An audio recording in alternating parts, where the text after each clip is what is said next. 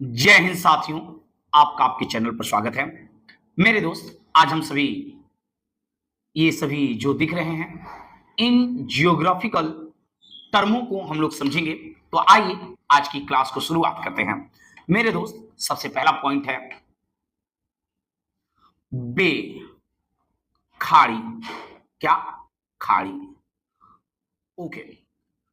Gulf में भी खाड़ी होता है। थोड़ा सा अंतर इनमें समझने का प्रयास करेंगे। ध्यान दिया जाए। देखिए भाई, जो बे है वो क्या होता है? तो जब किसी वाटर बॉडी का तीन हिस्सा जमीन से घिरा हुआ हो, लैंड से, देखिए ये वाटर बॉडी है, जल का हिस्सा है, और ये तीन तरफ पानी से घिरा हो, तो इसे कहते हैं बे। हाँ, लेकिन इसका जो गेट है ये थोड़ा सा वाइड होना चाहिए, चौड़ा होना चाहिए। बस इसी के जैसा है गल्फ। गल्फ में भी वाटर बॉडी जो है, जो खाड़ी होता है, ये भी तीन तरफ से लैंड से घिरा होता है, भूभाग से घिरा होता है। लेकिन इसका जो गेट होता है वो थोड़ा नैरो होता है, सकरा होता है। ये अंतर रहा बे और गल्फ के बीच। आइए अगला टॉपिक समझते हैं।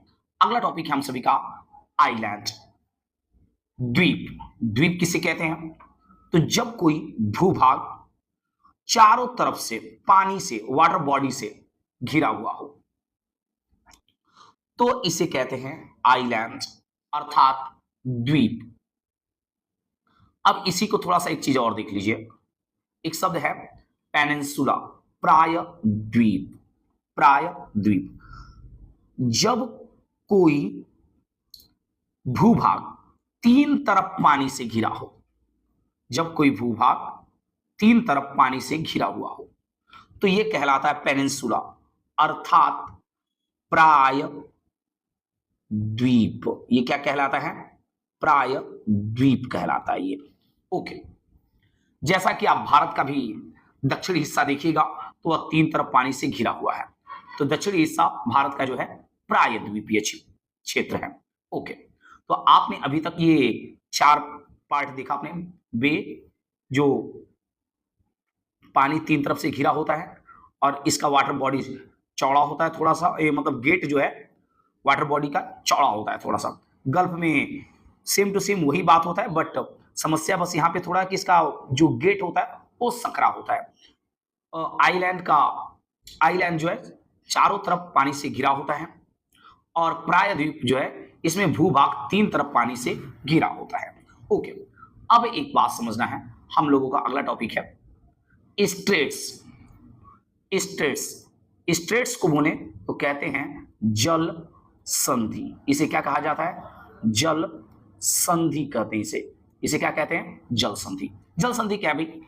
तो देखिए, अगल बगल भूभाग हो और इसके दोनों तरफ इधर और इधर कोई सागर हो, और इस सागर को कोई एक पतला सा नदी टाइप का कोई क्षेत्र इन दोनों वाटर बॉडी को जोड़ रहा हो, तो इसे ही कहते हैं, ये जो जोड़ रहा है बीच में ये दो वाटर बॉडी को, इस क्षेत्र को ही कहा जाता है स्ट्रेट्स, जल संधि। आपने नाम सुन रखा होगा, बेरिंग जल संधि। ओके। ये था स्ट्रेट्स, जल संधि। उसी के जैसा एक छोटा सा टॉपिक यहां पे है, वो है स्थमस। स्थमस, इसे अलग अलग जगहों पर अलग अलग नाम से जाना जाता है। कहीं इसे जल डमरू मध्य कहा जाता है, कहीं इसे थल संधि भी कहा जाता है। कहीं इसे जल डमरू मध्य या थल संधि। अब थल संधि क्या है, ध्यान दीजिएगा।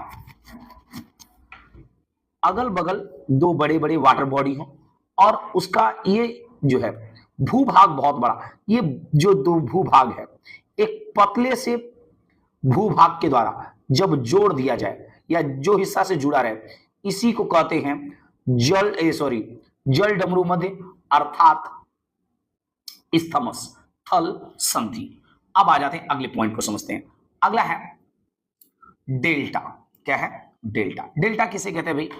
तो जब कोई रिवर, कोई नदी जब किसी सागर या समुद्र में मिलने वाली होती है, तो अपने द्वारा लाए गए सेडिमेंट को, अवसादों को, कचरे को बीच में ही छोड़कर, जो रेत बालू वगैरह होता है, सेडिमेंट अवसाद, इनको छोड़कर, और आपको अगल बगल से रास्ता बनाकर समुद्र में या सागरों में मिल जाती हैं। तो ये जो हिस्सा बनता है इसी को कहते हैं डेल्टा। आपने नाम सुन रखा होगा सुंदरबन का डेल्टा।